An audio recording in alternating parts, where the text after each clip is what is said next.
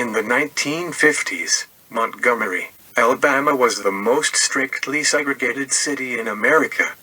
The white power structure took advantage of this startling racial disparity, with 100% of elected city officials, judges, business owners, and especially jurors white. Alabama, including Montgomery, despite or because of these inequalities, had captured national headlines as the epicenter of a nascent but growing civil rights movement. James E. Jimmy Wilson was born 1903 in Alabama. He never went to school, but worked as a farmhand.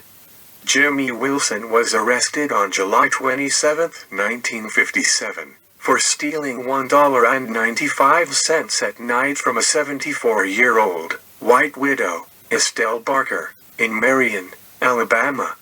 Jimmy Wilson was indicted for robbery. He was duly arraigned and pled not guilty and not guilty by reason of insanity. Later in open court he withdrew his plea of not guilty by reason of insanity. Trial was had before a jury which found him guilty of robbery and fixed his punishment at death. The sentence of the court was in accordance with the verdict of the jury. He duly filed a motion for a new trial which was overruled. This appeal comes to this court under the provisions of the automatic appeal statute. Barker also testified that Wilson attempted to rape her, which he denied. Although he was not indicted on this charge, as nighttime robbery carried a harsher potential sentence. An all-white jury convicted Wilson of robbery, and the judge sentenced him to death by electric chair.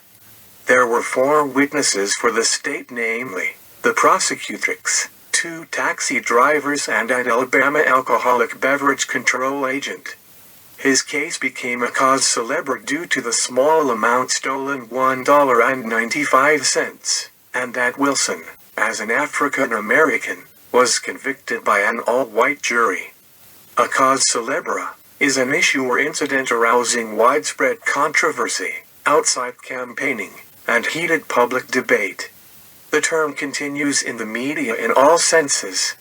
It is sometimes used positively for celebrated legal cases for their precedent value, and more often negatively for infamous ones, whether for scale, outrage, scandal, or conspiracy theories. The term is a French phrase in common usage in English. Since it has been fully adopted into English and is included unitalicized in English dictionaries, it is not normally italicized despite its French origin. It has been noted that the public attention given to a particular case or event can obscure the facts rather than clarify them. As one observer states, the true story of many a cause célèbre is never made manifest in the evidence given or in the advocate's orations, but might be recovered from these old papers when the dust of ages has rendered them immune from scandal. Estelle Barker, the victim, testified that Jimmy Wilson had worked for her on a previous occasion cutting hedges. Jimmy Wilson came to her house on the night of July 27, 1957, and said he had come to do some work. Estelle Barker replied that it was too late to work and she did not want any work done.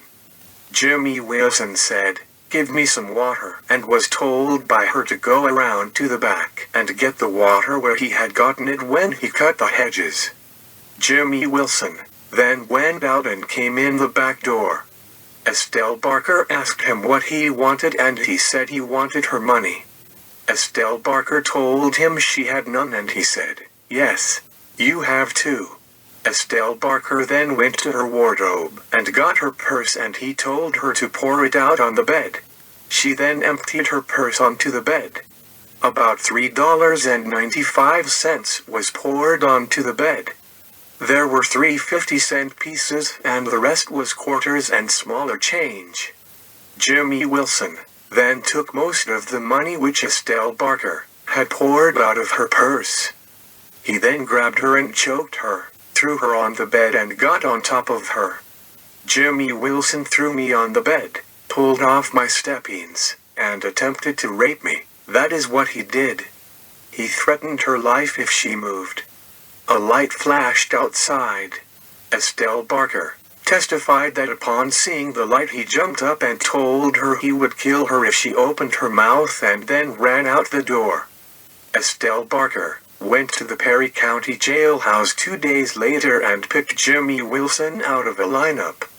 When asked if she saw Jimmy Wilson in the courtroom, Estelle Barker said that she did not know, and she then stated that she did not want to see him.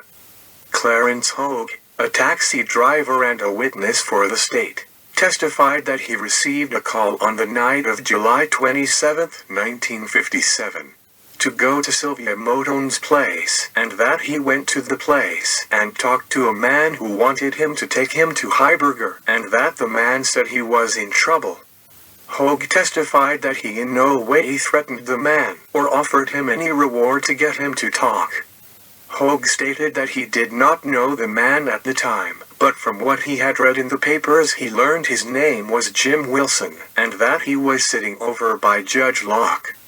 David Lucky, a witness for the state and a cab driver, testified that he was told by Clarence Hogue on the night of July 27, 1957, to pick up a man, that the man he later learned was Jim Wilson, that he took Wilson in his cab about 6 miles and a half going toward Brown Station at about 9 o'clock.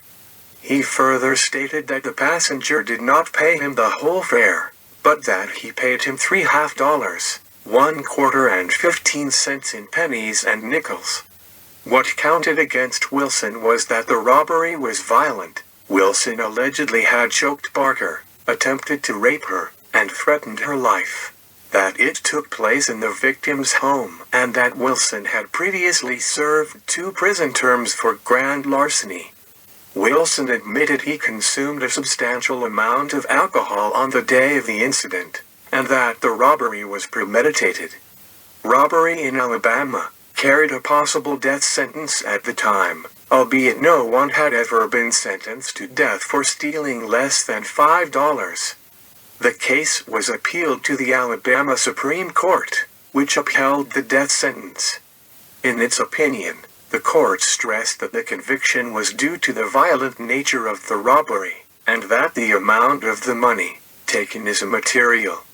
Alabama defines robbery as using force against a person intending to overcome his physical resistance or physical power of resistance during a theft, or threatening the imminent use of force against a person intending to compel acquiescence to the taking of or escaping with stolen property.